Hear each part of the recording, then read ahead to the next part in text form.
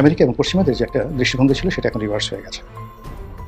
America এবং Europe তাদের মোহভঙ্গ হয়েছে এবং তারা মনে করছে যে বর্তমান সরকার গণতন্ত্রের জন্য, তাদের প্ল্যান প্রোগ্রামের জন্য, কিংবা তারা বাংলাদেশের কাছ থেকে আগামীতে যা কিছু আশা করছে তার জন্য এই সরকার উপযুক্ত নয়। শেখ হাসিনাকে নিয়ে বাংলাদেশের ভিতরে যা কিছু হচ্ছে সর্বক্ষেত্রে খুব দ্রুত সেটা রিভার্স হয়ে যাবে। শেখ হাসিনা সেই আগের চেয়ে অনেক শক্তিশালী হয়ে বাংলাদেশে ফিরবে। সেই আনোয়ার হোসেন মঞ্জু, আনিসুল ইসলাম মাহমুদ, জেম কাদেরদের কাছে নিশ্চয়ই দেশে নয় দেশের বাইরে থেকে এমন গ্রিন সিগন্যাল এসেছে যে তারা ছাড়া নির্বাচন হবে না। জাপা তাই নির্বাচনে আসছে। এখন আপা ছাড়া কি নির্বাচন অনুষ্ঠান করতে পারবেন ডক্টর ইউনূস? এই বিষয়টি নিয়ে আন্তর্জাতিক গণমাধ্যম কি বলছে, আন্তর্জাতিক রাজনীতিতে কি প্রভাব ফেলতে পারে, অথবা বিশেষ করে যুক্তরাজ্যের সঙ্গে বাংলাদেশের কূটনৈতিক সম্পর্ক কোথায় গিয়ে দাঁড়াতে পারে? ইউনূস রাজনীতিবিদ নন, কিন্তু রাজনীতিবিদদের দাদা। তিনি এমন রাজনৈতিক চাল চালতে শুরু করেছেন যে বিএনপির মতো পুরনো রাজনৈতিক দলও এখন নাকানি চুবানি খাচ্ছে। কিন্তু আওয়ামী লীগের সঙ্গেই যেন ইউনূস পেরে উঠছে না। নির্বাহী আদেশে দলটিকে নিষিদ্ধ করে যে তিনি মহা ভুল করেছেন, যার খেসারত তাকে যতদিন বেঁচে আছেন ততদিন দিতে হবে। তার দীর্ঘদিনের পরিচিত এবং ভরসা স্থল পশ্চিমা বন্ধুরাই তাকে এজন্য এখন বয়কট করতে শুরু করেছে, চাপ দিতে শুরু করেছে। প্রিয় দর্শক, আরেকটি নতুন নিউজে আপনাকে স্বাগতম। দর্শক, বাংলাদেশে বিদ্যমান রাজনৈতিক প্রেক্ষাপট নিয়ে আরেকটি নতুন নিউজ নিয়ে আপনাদের সামনে হাজির হয়েছি। দর্শক, যার বিশেষ অংশ ইতিমধ্যেই আপনারা দেখেছেন, দেখে বুঝতে পেরেছেন আজকের ভিডিওটি ঠিক কতটা গুরুত্বপূর্ণ হতে চলেছে। তাই দর্শক, আর দেরি না করে ভিডিওটিতে একটি লাইক দিয়ে ধারাবাহিকভাবে ভিডিওর অংশগুলো দেখে আসি। থেকে আওয়ামী লীগকে ফিরিয়ে আনার চাপ বাড়ছে। ঘটনাগুলো যেভাবে জমা হচ্ছে, আন্তর্জাতিক অঙ্গনের ভাষা যেভাবে বদলাচ্ছে এবং দেশের ভেতরে ক্ষমতার অঙ্ক যেভাবে সরে যাচ্ছে, তাতে ইউনূস সরকারের সামনে এক অস্বস্তিকর বাস্তবতা তৈরি হয়েছে। তিনি যে পদ দিয়ে ক্ষমতায় এসেছিলেন সেই পথের ম্যান্ডেট ছিল আওয়ামী লীগবিহীন একটি রাজনৈতিক সমীকরণ। এখন সেই সমীকরণটাই উল্টো হয়ে যাচ্ছে। ইউনূসের সামনে এখন একটাই প্রশ্ন, সেটা হলো এই চাপের মুখে তিনি টিকে থাকতে পারবেন নাকি শেষ পর্যন্ত খেলাটা তার হাত থেকে বেরিয়ে যাবে। এখানে বিষয়টা বুঝতে গেলে প্রথমেই আমাদেরকে মানতে হবে যে আওয়ামী লীগকে নিষিদ্ধ করার সিদ্ধান্তটা ছিল রাজনৈতিকভাবে চরম, অস্বাভাবিক এবং গণতান্ত্রিক মানদণ্ডে অগ্রহণযোগ্য। কোনো দলের নেতাকর্মী অপরাধ করলে বিচার হবে, এটা স্বাভাবিক। কিন্তু পুরো দলের উপর নির্বাহী আদেশ বসিয়ে নিষিদ্ধ করা মানে হচ্ছে দেশের বৃহত্তম ভোট ব্যাংককে রাজনীতির বাইরে ঠেলে দেওয়া।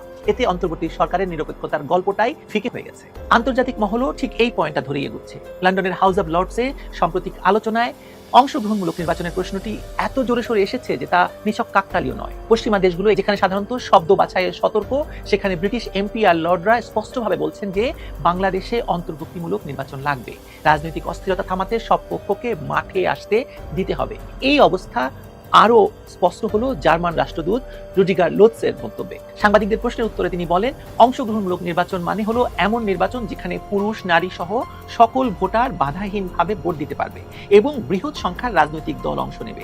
তার ভাষায় শান্তিপূর্ণ প্রচার, উচ্চ ভোটার উপস্থিতি, ভীতি বা প্রতিশোধবিহীন পরিবেশ এসবই অংশগ্রহণমূলক নির্বাচনের শর্ত।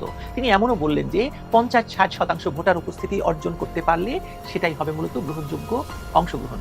প্রকাশ্যেই জানালেন যে ইউনূস সরকারের নির্বাচন প্রক্রিয়ায় তাদের সমর্থন আছে, কিন্তু সেই সমর্থন দাঁড়িয়ে আছে অংশগ্রহণের উপর। অর্থাৎ বড় দল বাদ দিয়ে কোনো নির্বাচন হলে তা আন্তর্জাতিকভাবে গৃহীত হবে না।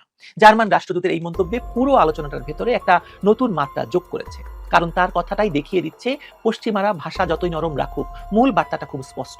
আওয়ামী লীগকে বাদ দিলে নির্বাচনের বৈধতা ধসে পড়বে। এই বয়ানটা ইউনূস সরকারের জন্য বিরাট সতর্কবার্তা, সরাসরি হুমকিও বলতে পারেন। কারণ আন্তর্জাতিক অঙ্গন এখানে দলীয় পছন্দ নিয়ে কথা বলছে না, বরং ন্যূনতম গণতান্ত্রিক প্রক্রিয়ার প্রশ্ন তুলছে। এবং সেই প্রক্রিয়ার নাম আওয়ামী লীগকে বাদ রেখে নির্বাচন নয়। আওয়ামী লীগ বাংলাদেশের রাজনীতির প্রধান ধারার প্রতিনিধিত্ব করে। মুক্তিযুদ্ধের নেতৃত্ব দিয়েছে, ভোটের প্রতিযোগিতায় কয়েক দশক ধরে প্রথম বা দ্বিতীয় শক্তি। এটাকে নির্বাহী আদেশে নিষিদ্ধ করা আন্তর্জাতিকভাবে কখনোই গ্রহণযোগ্য হয়নি, হবে না। ফলে আন্তর্জাতিক অঙ্গনের দিকে তাকিয়ে ইউনূস যদি ভেবে থাকেন যে তার সিদ্ধান্তকে সমর্থন করা হবে, তবে তিনি ভুল হিসাব করছিলেন। এবার আসা যাক রাজনৈতিক অ্যালায়েন্স বা নতুন সংকেতগুলোর কথাবার্তায়। শেখ হাসিনা বিরোধী বিশ্লেষকরাও দাবি করছেন যে জাতিসংঘ নিজেও আওয়ামী লীগের ফেরার প্রশ্নে ইউনূসের উপর চাপ দিচ্ছে। গোলাম মাওলা রনি বলেছেন, যারা ইউনূসকে ক্ষমতায় আনার প্রকল্পের সঙ্গে জড়িত ছিলেন বলে ধারণা করা হয়, তাদের মধ্যেই এখন অসন্তোষের সুর। আমি গোলাম মাওলা রনির কথা বললাম। তার বক্তব্যের তীক্ষ্ণতা দিয়ে বোঝা যায় যে ইউনূসের প্রতি হতাশা শুধু দেশে নয়, সেই আন্তর্জাতিক পরিমণ্ডলেও আছে যেখানে ইউনূস ভেবেছিলেন তার শক্ত সমর্থক রয়েছে। রনির ভাষায় জাতিসংঘ, মার্কিন নীতি নির্ধারক এবং আন্তর্জাতিক আর্থিক প্রতিষ্ঠানগুলো যেভাবে আচরণ করছে তা অন্তর্বর্তী সরকারের প্রতি সমর্থনের সংকেত নয়, বরং দিক ঘুরে গেছে। এখানে ইউনূসের বিপদ। তিনি যাদের উপর নির্ভর করেছিলেন তারা যদি এখন আওয়ামী লীগের জন্য দরজা খুলে দেওয়ার কথা বলে, তাহলে তার সরকার অস্বস্তিকর অবস্থায় পড়বে বা পড়েছে। কারণ সরকার যে দলটিকে নিষিদ্ধ করেছিল তাকে ফিরিয়ে আনা মানে সরকারের নিজের সিদ্ধান্তকে ভুল প্রমাণ করা, থুতু ফেলে থুতু গিলে ফেলা। আর যদি চাপ অগ্রাহ্য করেন তবে তাকে একদলীয় ব্যবস্থাকে টিকিয়ে রাখার চেষ্টা হিসেবে দেখা হবে, যা আন্তর্জাতিকভাবে অগ্রহণযোগ্য। ইউনূস যে গণতন্ত্র, ন্যায় বিচার এবং মানবাধিকারের ন্যারেটিভ সাজিয়ে ক্ষমতায় এসেছিলেন, সেই ন্যারেটিভগুলোই তার বিরুদ্ধে চলে যাবে। রোহিঙ্গা সংকটের কথাও রনি যেভাবে তুলেছেন, সেটা ইউনূসের প্রতি আন্তর্জাতিক অবস্থার ভাঙনের প্রতীক হয়ে দাঁড়ায়। জাতিসংঘ মহাসচিবের ঢাকায় আসা ইফতার, প্রতিশ্রুতি সবই শেষ পর্যন্ত মাঠে মিশে গেছে, বরং রোহিঙ্গারা আরো ঢুকছে। ফলে ইউনূসের উপর আন্তর্জাতিক সমর্থন যে আগের মতো নেই তা স্পষ্ট। এমন সময় পশ্চিমাদের আওয়ামী লীগকে নির্বাচনে ফেরানোর সুর যত জোরালো হচ্ছে, ততই বোঝা যাচ্ছে শক্তির অঙ্ক বদলে গেছে। এই পরিবর্তনের সবচেয়ে বড় কারণ বাংলাদেশের রাজনৈতিক বাস্তবতা। আওয়ামী লীগকে নিষিদ্ধ রেখে স্থিতিশীলতা আনা সম্ভব নয়। বিএনপি তাদের নিজস্ব সংকটে দীর্ঘদিন ধরে ভুগছে। জামায়াত গণ স্বীকৃত রাজনৈতিক শক্তি হিসেবে দুর্বল, তাদেরকে যুদ্ধ অপরাধী হিসেবেই মানুষ বেশি চিনে। আর যারা জুলাই আগস্টের সহিংসতার নেতৃত্ব দিয়েছিল, তারা এখন আন্তর্জাতিক অঙ্গনে খুবই সন্দেহভাজন, তাদেরকে ভিসা দিচ্ছে না বিদেশিরা পর্যন্ত। ফলে ইউনূসের উপর চাপ বেড়েছে মূলত একটা কারণে, বাস্তবতা তাকে বাধ্য করছে আওয়ামী লীগকে ফিরিয়ে আনার জন্য। এখন তাহলে প্রশ্নটা হচ্ছে, ইউনূস কি করবেন? তার সামনে আসলে আমার মতে 3টি পথ খোলা আছে। প্রথম পথ, চাপ মেনে আওয়ামী লীগকে রাজনীতিতে ফিরিয়ে আনা। এতে অন্তর্বর্তী সরকারের গ্রহণযোগ্যতা বাড়বে, নির্বাচন তত্ত্বাবধানে তার অবস্থান শক্ত হবে, আন্তর্জাতিক অঙ্গন শান্ত হবে। কিন্তু হয়তো এতে তার রাজনৈতিক সমর্থক গোষ্ঠী ক্ষুব্ধ হবে, বিশেষত যারা আওয়ামী লীগকে টার্গেট করে পুরো বিপ্লব পরিকল্পনা সাজিয়েছিল। ক্ষমতা পরিকল্পনা, আসলে বিপ্লব পরিকল্পনা তো নয়, ক্ষমতা পরিকল্পনা। দ্বিতীয় পথ কি হতে পারে? নিষেধাজ্ঞা তুলে না নিয়ে সময় কেনা। তিনি আরো অপেক্ষা করতে পারেন, তিনি চেষ্টা করতে পারেন আইন আদালতের প্রক্রিয়া দেখিয়ে বিষয়টাকে দীর্ঘায়িত করতে, কিন্তু তাতে আন্তর্জাতিক চাপ আরো বাড়বে, অর্থনৈতিক জটিলতা আরো তীব্র হবে, আর তার সরকারের ইমেজ ক্ষুণ্ণ হতে হতে তলানিতে গিয়ে ঠেকবে। এখন যে অবস্থা আছে, তার অবস্থা আরো খারাপ হবে, দেশের ভিতর আরো জটিলতা, আরো ভয়াবহ অবস্থা হবে। আর তৃতীয় পথটা হচ্ছে চাপটা উপেক্ষা করা। এতে তার সরকার দ্রুত একঘরে হয়ে পড়বে এবং যে কোনো সময় বাংলাদেশে এই তার দোসররা, সঙ্গীরা, জামায়াত তাকে সরিয়ে হয়তো তাকে হত্যা করে ক্ষমতা দখল করবে। বিদেশি সহায়তা, ঋণ, বাজার সবই প্রভাবিত হবে। দেশের ভেতরে অস্থিরতা বাড়বে, আর আন্তর্জাতিক অঙ্গনে তাকে যে গণতন্ত্র বিরোধী শাসক হিসেবে দেখা হবে, যা তার পুরনো সমস্ত ইমেজকে ছিন্ন ভিন্ন লণ্ডভণ্ড করে দেবে। তাই ইউনূস বাস্তবে কোন দিকে এগোবেন তা বোঝা কঠিন নয়। তার মতো আন্তর্জাতিক পরিসরে অভ্যস্ত সবাই জানেন যে বিশ্ব শক্তির বিরুদ্ধ ধারায় বেশি দিন টিকে থাকা যায় না। আপনি বিশ্ব শক্তি যা চায় তার বিপরীতে বেশি দিন টিকতে পারবেন না। শেখ হাসিনার কথা চিন্তা করুন, বিশ্ব শক্তি যা চেয়েছিল তিনি বাংলাদেশকে বিশ্ব শক্তির হাতে তুলে দিতে চান নাই, ফলাফল তাকে পেতে হয়েছে। দেশে বিদেশে যেভাবে আওয়ামী লীগ ফেরার কথা উঠছে, তা এড়িয়ে যাওয়ার মতো সিদ্ধান্ত তার কাছে নেই। তার মানে বিষয়টা হলো রাজনৈতিক বাস্তবতার কঠিন আইন। জনগণের বড় অংশকে বাদ দিয়ে কোনো স্থিতিশীল রাজনৈতিক কাঠামো টেকানো যায় না। আওয়ামী লীগকে নির্বাসনে পাঠিয়ে ইউনূস যে নতুন রাজনৈতিক আর্কিটেকচার গড়তে চেয়েছিলেন, সেটা বাস্তবতায় দাঁড়াচ্ছে না, দাঁড়াবে না। দেশের মাটি, ভোটের হিসাব, সাংগঠনিক শক্তি এবং আন্তর্জাতিক রাজনীতির ত্রিমুখী চাপ সব মিলিয়ে আওয়ামী লীগকে ফেরানো এখন শুধু সম্ভাব্যতা নয়, বাস্তবতা এবং সবচেয়ে বড় প্রয়োজন। ইউনূস যে পথে হাঁটছেন, সেই পথে তাকে শেষ পর্যন্ত একটি কঠিন সিদ্ধান্তের সামনে দাঁড় করাচ্ছে। তিনি কি আন্তর্জাতিক চাপ, জনমতের প্রবাহ এবং দীর্ঘ ইতিহাসের বাস্তবতা মেনে নেবেন, নাকি নিজের প্রাথমিক সিদ্ধান্ত আঁকড়ে ধরে আরো বড় সংকট ডেকে আনবেন? বাংলাদেশের রাজনৈতিক অভিজ্ঞতা বলে একটা কথা, শক্তিশালী জনগোষ্ঠী এবং প্রতিষ্ঠিত দলের বিরুদ্ধে রাজনৈতিক প্রকল্প বেশি দিন দাঁড়িয়ে থাকে না। ইউনূস যদি সেটা বুঝতে ব্যর্থ হন, তবে ইতিহাস তাকেও কঠোরভাবে শেখাবে, ঘাড়ে ধরে শেখাবে। তার মানে দেখার বিষয় হচ্ছে, তিনি সেই পাঠটা স্বেচ্ছায় শিখবেন, নাকি পরিস্থিতি তাকে শিখিয়ে দেবে, নাকি যে কথা বললাম বাংলাদেশের জনগণ ঘাড়ে ধরে তাকে শেখাবে। সম্মানিত দর্শক, কাতারের রাজধানী দোহাতে বাংলাদেশকে নিয়ে পরাশক্তি সমূহের জরুরি বৈঠক বসেছে। এরকম একটি খবর সামাজিক মাধ্যমে রীতিমতো সয়লাভ হয়ে পড়েছে। আর সেই খবরটি কেন্দ্র করে খবরের পক্ষের শক্তি, বিপক্ষের শক্তি। এক পক্ষে বলছে যে খবর সত্যি, আর এক পক্ষ বলছে ভুয়া, এটা কোনো খবরই নয়। আবার বর্তমান সরকার এবং রাজনীতির পক্ষ এবং বিপক্ষের শক্তি এবং যারা রাজনীতির স্টেক হোল্ডার রয়েছেন, তাদের মধ্যে যে বাহাস, সেই বাহাসে অসংখ্য কন্টেন্ট তৈরি হয়ে গেছে সামাজিক মাধ্যমে। বাংলাদেশের নিরাপত্তা উপদেষ্টা জনাব খলিলুর রহমান কাতারে গিয়েছেন, আগামীতে আরও যাবেন, এবং পরিস্থিতি এতটা জটিল এবং এতটা গুরুত্বপূর্ণ এই কাতারের বৈঠক। সেই বৈঠকে খলিলুর রহমান যেন নিয়মিত অংশগ্রহণ করতে পারেন, এজন্য তিনি তার সকল কর্মসূচি বাদ দিয়ে বেশিরভাগ সময় আগামীতে কাতারে থাকবেন, এরকম খবর প্রচার করা হচ্ছে কারো পক্ষ থেকে। যারা আওয়ামী লীগের লোকজন, তাদের বক্তব্য হলো যে বর্তমান সরকার সম্পর্কে আমেরিকা এবং পশ্চিমাদের যে একটা দৃষ্টিভঙ্গি ছিল, সেটা এখন রিভার্স হয়ে গেছে। আমেরিকা এবং ইউরোপ তাদের মোহভঙ্গ হয়েছে এবং তারা মনে করছে যে বর্তমান সরকার গণতন্ত্রের জন্য, তাদের প্ল্যান প্রোগ্রামের জন্য, কিংবা তারা বাংলাদেশের কাছ থেকে আগামীতে যা কিছু আশা করছে তার জন্য এই সরকার উপযুক্ত নয়।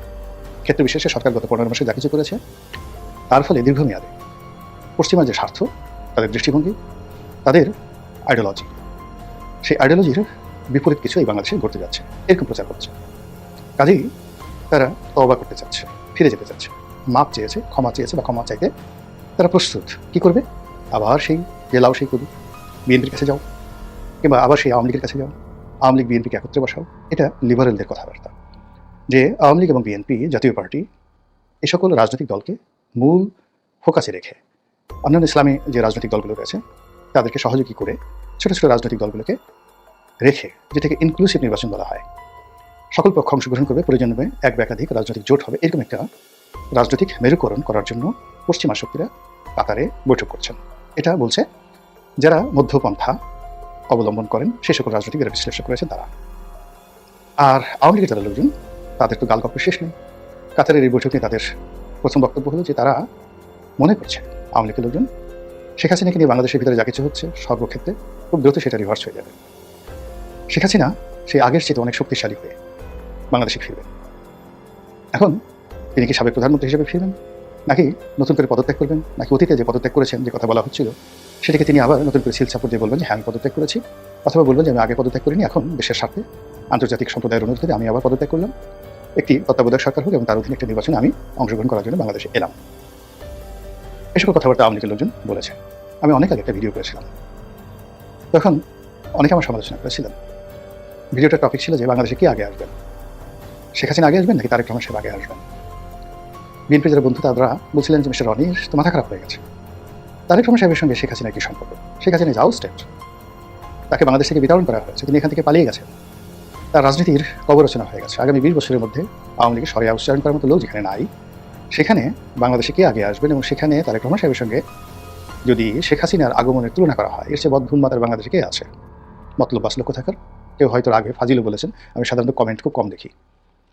কিন্তু আজকের এই দিনে যদি আপনি বাস্তবতা দেখেন, শেখ হাসিনার প্রত্যাবর্তন সম্ভব অসম্ভব নিয়ে আমি একটা কথা বলবো না, কিন্তু তারেক রহমান সাহেবের দেশে আগমন নিয়ে যে ধোঁয়াশা তৈরি হয়েছে, যে অনিশ্চয়তা তৈরি হয়েছে, যে দ্বিধাদ্বন্দ্ব তৈরি হয়েছে, যে প্রশ্নগুলো উঠছে, সেগুলো আমাদের গত 15 মাসের পুঞ্জীবিত ক্ষোভ, কষ্ট, বেদনা, অনিশ্চয়তার একটি সম্মিলিত রূপ। যা বলছিলাম কাতারের সেই বৈঠকে আওয়ামী লীগের লোকজন যেটা বলার চেষ্টা করছেন যে মূলত আওয়ামী লীগকে মূল রিঙে ফেরানোর জন্য পশ্চিমা রাষ্ট্রশক্তি, পরাশক্তি ভারতের মধ্যস্থতায় বা ভারতের ইনফ্লুয়েন্সের প্রভাবে এই কাজগুলো করছে। আওয়ামী লীগের লোকজন মনে করছেন যে এখন বাংলাদেশে যে রাজনীতির দুর্ভিক্ষ চলছে, সেখানে গত 14 মাসে বাঙালির মোহভঙ্গ হয়েছে। তারা বুঝতে পেরেছে কি রত্ন দ্বারা হারিয়েছে, তারা বুঝতে পেরেছে কি সর্বনাশ বাংলাদেশে ঘটেছে। উন্নয়ন, অবকাঠামো উন্নয়ন, মানব সম্পদ উন্নয়ন, কর্মসংস্থান সৃষ্টি, কর্মসংস্থানের যে সৃজন সেটি, এবং বাংলাদেশ নামক রাষ্ট্রটিকে সারা দুনিয়াতে ব্র্যান্ডিং করার ক্ষেত্রে আওয়ামী লীগের কোনো বিকল্প নাই, এটা আওয়ামী লীগের লোকজন মনে করছে। কারণ গত 14 মাসে আমাদের পাসপোর্টের যে করুণ দশা, বিশ্বের বেশিরভাগ দেশ এখন ভিসা দিতে দ্বিধাগ্রস্ত, অনেক জায়গায় ভিসা পাওয়া যাচ্ছে না, বাঙালিরা যেখানে সেখানে অপদস্থ হচ্ছে বিদেশের মাটিতে। কিন্তু শেখ হাসিনার জমানাতে এটা ছিল না। আওয়ামী লীগের লোকজনের বক্তব্য সেই গ্লোরিয়াস টাইম, শেখ হাসিনার যে গ্লোরিয়াস টাইম, সেটি হয়তো আবার বাঙালিরা আশা করছে। তারা পদ্মা সেতু দিয়ে যখন যায় তখন শেখ হাসিনার জন্য কাঁদে, তারা যখন মেট্রো রেলে উঠে, এক্সপ্রেস ওয়েতে উঠে, এবং বাংলাদেশের কতগুলো ল্যান্ডমার্ক হাইওয়ে হয়েছে। আপনি যদি টাঙ্গাইল যান, ঢাকা টাঙ্গাইল হাইওয়ে, আপনি যদি বগুড়া যান, রংপুর যান, সেক্ষেত্রে উত্তরবঙ্গের যে হাইওয়েগুলো হয়েছে। আপনি যদি ঢাকা থেকে কুয়াকাটা যেতে চান, যে রাস্তাগুলো নষ্ট হয়েছে 14 মাসে, সেগুলো বাদে বাকি যে রাস্তাগুলো হয়েছে, যে ব্রিজগুলো হয়েছে, একটা নিয়ে আপনি ঢাকা থেকে কুয়াকাটা, দেশের দ্বিতীয় বৃহত্তম পর্যটন কেন্দ্র, ঢাকা থেকে মাত্র এখন 7 ঘন্টায় আপনি কুয়াকাটা পৌঁছাতে পারবেন। এই কাজের জন্য শেখ হাসিনা প্রশংসা দাবি করেন, এই কাজের জন্য আওয়ামী লীগ প্রশংসা দাবি করে, এবং তারা মনে করে যাত্রীতে মানে এখানে যারা চলাচল করে তারা সবাই শেখ হাসিনার জন্য কান্নাকাটি করে দোয়া করে, এবং মানুষের দোয়া শেখ হাসিনা ফিরে আসবে। এবং এই কারণে তারা মনে করছে যে কাতারে যা কিছু ঘটছে সেটা আল্লাহর রহমত, আল্লাহর বরকত, এবং আল্লাহ যে অনেক কিছু করতে পারেন সেটা এই শেখ হাসিনার ক্ষমতাচ্যুত না হলে বাঙালিও বুঝতে পারতো না, আর আওয়ামী লীগও বুঝতে পারতো না। আওয়ামী লীগের অনেক বদমাস, বাজে লোক, গুন্ডা, তারা এই সেই যাকে বলা হয় গণঅভ্যুত্থানের কারণে ঝরে পড়েছে। আর আমাদের দেশের মধ্যে যে সকল বেঈমান, মুনাফিক, মির্জাফর, আলবদর, আশরাম, সারাজাকার, এ যুগের, তারা যেভাবে ঘাপটি মেরেছিল, তারা এই দেশটিকে রীতিমতো শুকুনের মতো ভাগযোগ করে খেতে তাদের মুখোশ উন্মোচন হয়ে গেছে গত 14 মাসে।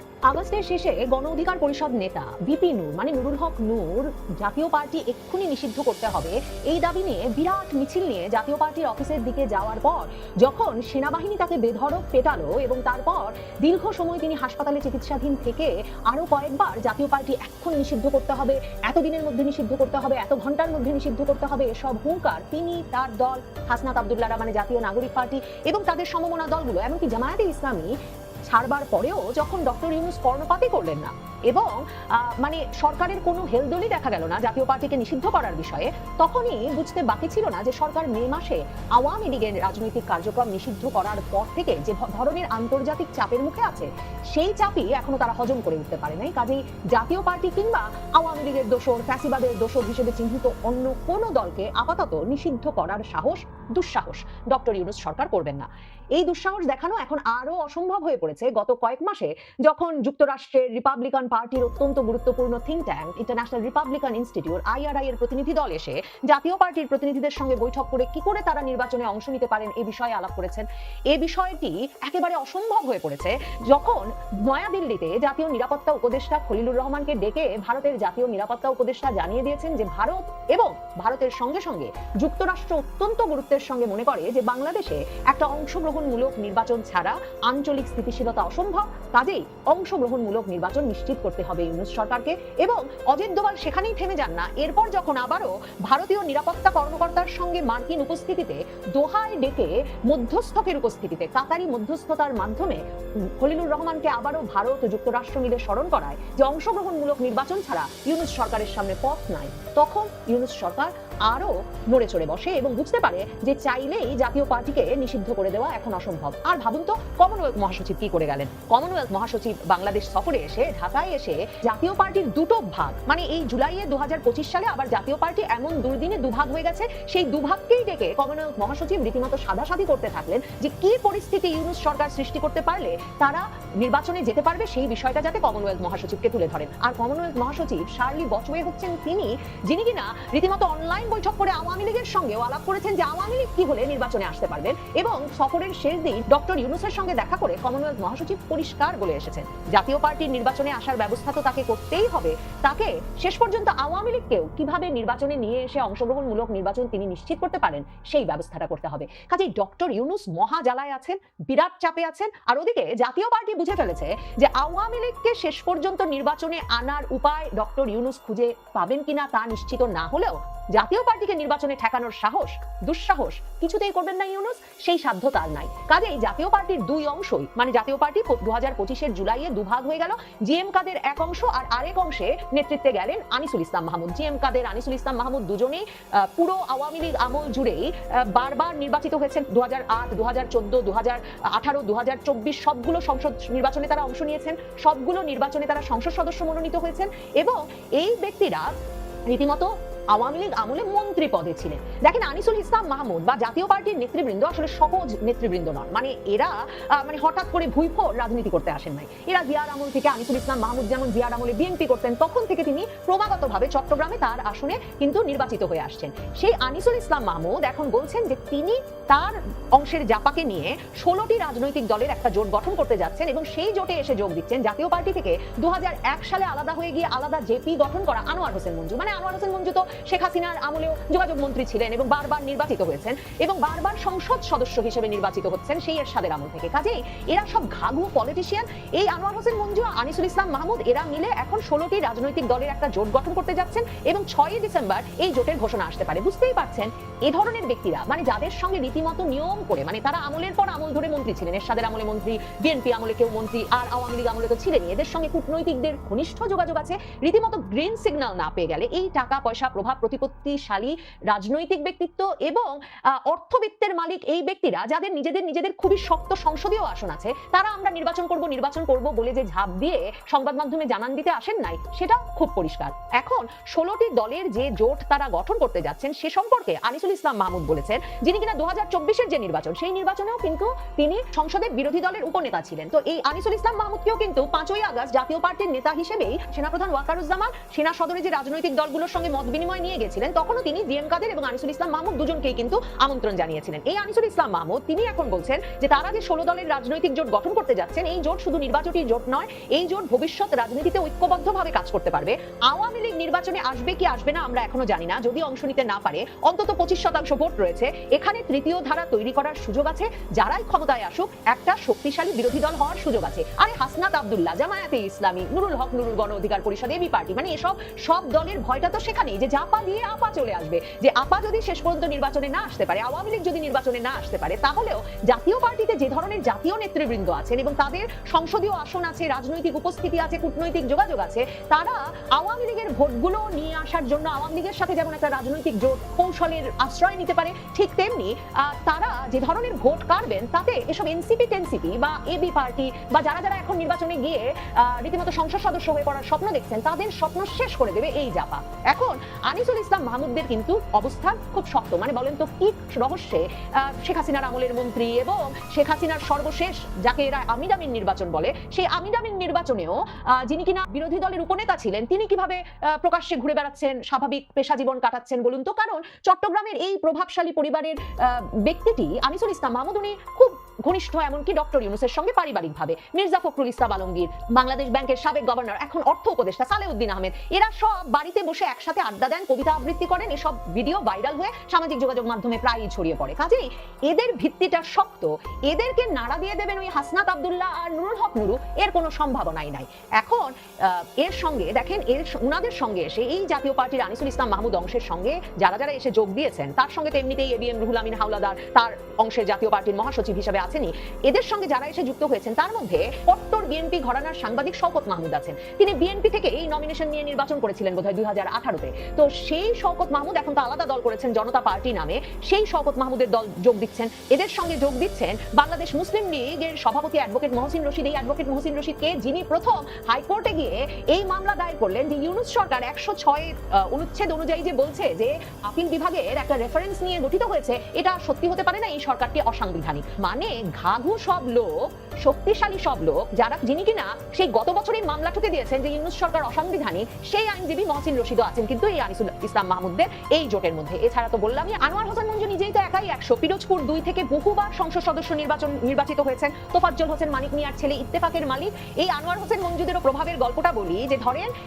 তিনিও তো শেখ হাসিনার আমলেরও মন্ত্রী। তো তিনি সেপ্টেম্বর 2024-এ কিন্তু গ্রেফতার হয়েছিলেন এবং গ্রেফতার হওয়ার 4 ঘন্টার মধ্যে এই ইউনূস সরকারকে, শেখ হাসিনা আমলের মন্ত্রী সংসদ সদস্য এই আনোয়ার হোসেন মঞ্জুকে ছেড়ে দিতে হয়েছিল তার স্বাস্থ্য সংক্রান্ত জটিলতা আছে এই যুক্তি দেখিয়ে। বুঝতেই পারছেন, আওয়ামী লীগের মৃত্যুশয্যায় থাকা, বার্ধক্যের ভারে নুয়ে পড়া নেতা কর্মীরাও যখন, মানে সাবেক মন্ত্রীরাও যখন সব জেলে আর একবার আদালতে যাচ্ছেন আর ফিরছেন, কারাগারে আদালতে যাচ্ছেন আর কারাগারে ফিরছেন, এই ভিডিও নিয়মিত প্রকাশ হচ্ছে, তখন আনোয়ার হোসেন মঞ্জুদের ক্ষমতাটা কত শক্তিশালী এবং কতটা প্রভাব বিস্তারী সেটা বুঝতে নিশ্চয়ই অসুবিধা হয় না। জিএম কাদের অংশ কিন্তু বসে নাই। জিএম কাদেরের অংশ মানে যাদের কাছে লাঙ্গল মার্কাটা এখন আছে, এবং জিএম কাদের অংশ শামীম হায়দার পাটোয়ারি তার মহাসচিব, যেই অংশটি আসলে নুরুল হক নুরুরা যখন দলবল নিয়ে ওই জাতীয় পার্টি ভাঙতে গেলেন, এক্ষুনি নিষিদ্ধ করতে হবে এই ঘোষণা নিয়ে ওই অফিসের দিকে গেলেন, যারা অফিসে থেকে অফিস রক্ষা করলেন, দল রক্ষা করলেন এবং নুরুল হক নুরুদের প্রতিহত করলেন, সেই জিএম কাদের অংশ এখন বলছে তারা 300 আসনেই প্রার্থী দেবে। এবং এরই মধ্যে রংপুর বিভাগের 33টি আসনে প্রার্থী চূড়ান্ত করার জন্য শীর্ষ নেতাদের নির্দেশ দিয়ে দেওয়া হয়েছে। রংপুর বিভাগের প্রার্থীরা এখন ঢাকায় অবস্থান করছেন। আশা করি না টেনে সম্পূর্ণ ভিডিওটি দেখেছেন এবং বুঝতে পেরেছেন কি হতে চলেছে। দর্শক, আপনাদের গুরুত্বপূর্ণ মন্তব্য কমেন্ট সেকশনে দিয়ে যাবেন।